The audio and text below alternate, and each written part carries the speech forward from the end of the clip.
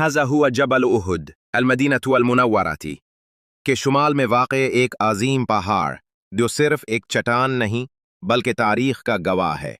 یہی وہ مقام ہے جہاں غزوۃ احد پیش آیا، اسلام کے ابتدائی دور کی ایک عظیم جنگ جہاں النبی علیہ صلی اللہ زخمی ہوئے اور الصحابہ الکرام نے جانوں کے نذرانے پیش کیے۔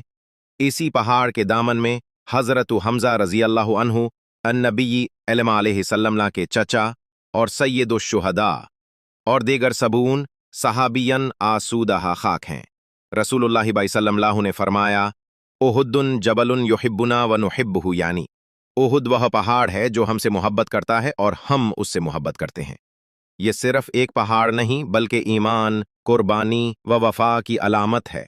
یہاں ہر قدم پر الصحابہ کی غیرت اور دین کے لیے دی گئی قربانیاں بولتی ہیں۔ جب بھی آپ المدینہ المنورہ جائیں، جبل احد ضرور جائیں، خاموشی سے کھڑے ہو کر جائیں۔ یہ پہاڑ آج بھی گواہی دے رہا ہے کہ راہ الایمان آسان نہیں، مگر وہی راہ الحق ہے۔